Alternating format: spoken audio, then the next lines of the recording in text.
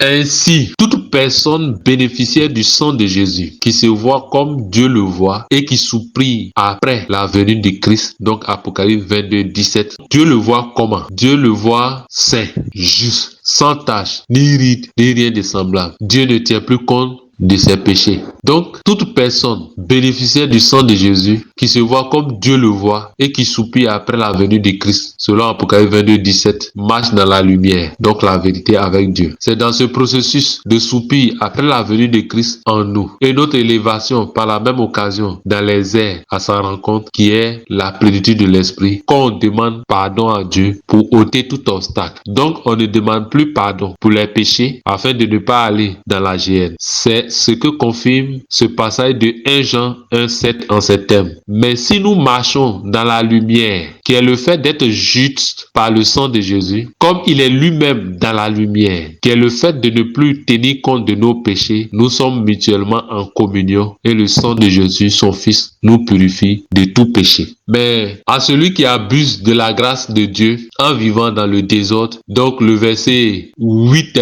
à 10 de 1 Jean 1, donc la suite du verset 7 que nous venons de lire, c'est pour celui qui abuse de la grâce de Dieu en vivant dans le désordre. Il est dit, si nous disons que nous n'avons pas de péché, nous nous séduisons nous-mêmes et la vérité n'est point en nous. Si nous confessons nos péchés, il est fidèle et juste pour nous les pardonner et pour nous purifier de toute iniquité. Si nous disons que nous n'avons pas péché, nous le faisons menteur et sa parole n'est point en nous. Donc ça veut dire quoi? Le verset 7 dit quoi? Que si nous marchons avec le Seigneur dans la lumière, nous serons aussi purifiés par le sang de Jésus de tout péché. Donc tu ne peux pas dire dans le verset 7 du même passage, puisque c'est le même auteur qui parle, tu ne peux pas dire, mais si nous marchons dans la lumière, comme il est lui-même dans la lumière, nous sommes mutuellement en communion. Et le sang de Jésus, nous, son Fils, nous purifie de tout péché. Et puis à la suite, tu dis, si nous disons que nous n'avons pas de péché, nous nous séduisons nous-mêmes et la vérité n'est point en nous. Si nous confessons nos péchés, il est fidèle et juste pour nous les pardonner et pour nous purifier de toute iniquité. Si nous disons que nous n'avons pas péché, nous le faisons menteur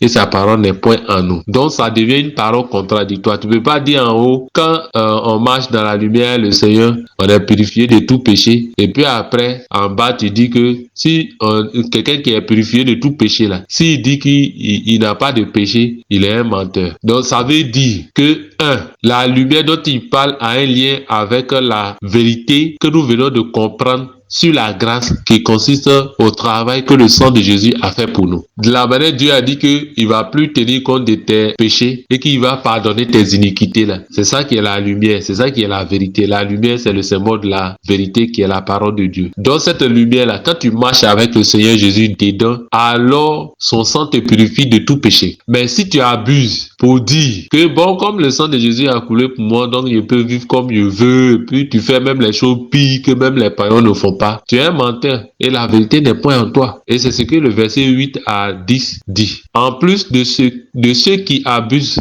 de la grâce de Dieu, il y a les nouvelles personnes converties et les chrétiens immatures qui peuvent demander pardon pour leurs péchés, comme le démontrent les passages suivants. Acte 8, verset 22 surtout à 24 dit, « Repends-toi donc de ta méchanceté et prie le Seigneur pour que la pensée de ton cœur te soit pardonnée s'il est possible. » Simon répondit, « Priez vous-même le Seigneur pour moi, afin qu'il ne m'arrive rien de ce que vous avez dit. » Donc j'ai raccourci le verset pour dire l'essentiel, mais c'est entre Pierre et l'autre Simon le magicien. Donc ce passage révèle que Simon, l'ex-magicien qui venait tout juste de se faire baptiser, comme le demande Acte 2, 38 en ces termes, repentez-vous et que chacun de vous soit baptisé au nom de Jésus-Christ pour le pardon de vos péchés et vous recevez le don du Saint-Esprit. Ce Simon-là avait fait fi du fait que c'est par la repentance sincère et le baptême qu'on recevait le Saint-Esprit et le don de miracle, pour chercher à acheter les dons de l'Esprit par l'argent. Voilà pourquoi l'apôtre Pierre a été dur avec lui et l'a blâmé et l'a ramené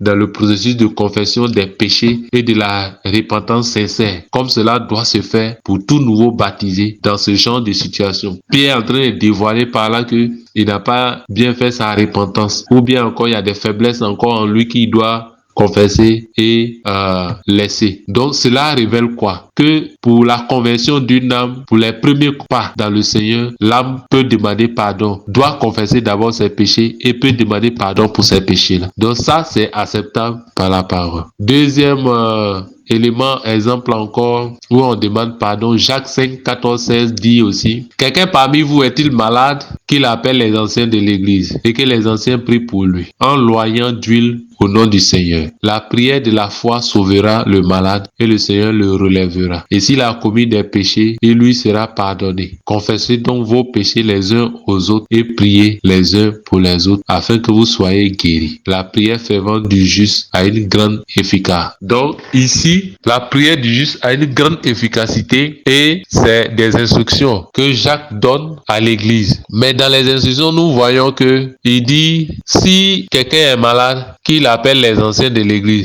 et que les anciens prient pour lui en loyant d'huile au nom du Seigneur. Et on dit, s'il a commis des péchés, il lui sera pardonné. Confessez donc vos péchés les uns aux autres et priez les uns pour les autres afin que vous soyez guéris. La prière fervente du juste a une grande efficacité. Donc, quand on dit ici au sein de confesser les péchés les uns aux autres, on a dit plus haut. On a dit que si tu pèches contre ton frère, donc contre l'église, tu dois reconnaître. Maintenant, si tu as un problème de conscience, ça c'est entre toi et Dieu et on a donné la solution. Maintenant, en plus de ça, nous comprenons aussi que c'est ceux qui sont immatures, qui ont un certain niveau d'immaturité que Jacques s'adresse. Pourquoi? Nous allons voir dans certains passages. D'abord, il y a une autre chose aussi que je veux dire sur ce verset de Jacques 5, 14, 16. Ici, ce sont les instructions données par l'apôtre Jacques à l'église. Bien que les apôtres aient utilisé de l'huile d'onction sur des personnes qui n'étaient pas disciples vers la fin de leur formation avec le Seigneur.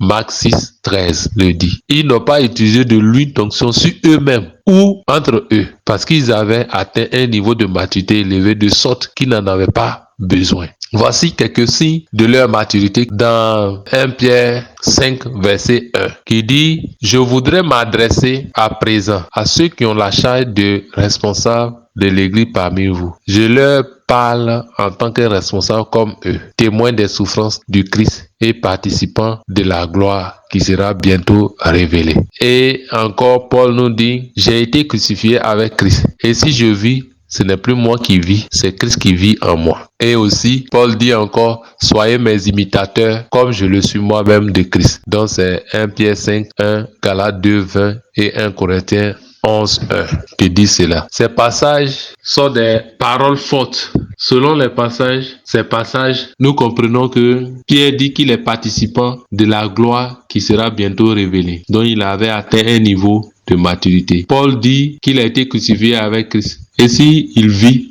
ce n'est plus lui qui vit, mais c'est Christ qui vit en lui. Donc ça veut dire que Paul a compris qu'il n'avait plus de péché, qu'il était saint et juste et que Christ vit en lui. Et il va même plus loin pour dire d'être ses imitateurs, comme lui-même il imite aussi Christ. Et c'est ce qui faisait que dans Actes 5, versets 15 et 19, 11 à 12, on dit, on apportait, donc le verset dit, en sorte qu'on apportait les malades dans les rues et qu'on les plaçait sur des lits et des couchettes, afin que lorsque Pierre passerait, son homme au moins couvrit quelques-uns. Donc ça veut dire que l'homme de Pierre guérissait. Et Dieu faisait des miracles extraordinaires par les mains de Paul, au point qu'on appliquait sur les malades les linges ou des mouchoirs qui avaient touché son corps. Et les maladies les quittaient et les esprits malins sortaient. Donc ça c'est Actes 5, 15 et 19, 11 à 12 qui dit cela. Donc ça veut dire que c'est parce qu'ils ont compris le pouvoir du sang de Jésus, qu'ils n'ont plus problème de péché, de conscience de péché ou de culpabilité, qu'ils ont atteint un certain niveau de maturité, qu'ils n'utilisaient pas d'huile d'onction pour eux-mêmes. Tu ne les voyais, on ne les a jamais vus en train de prier les uns pour les autres. On n'a pas vu les apôtres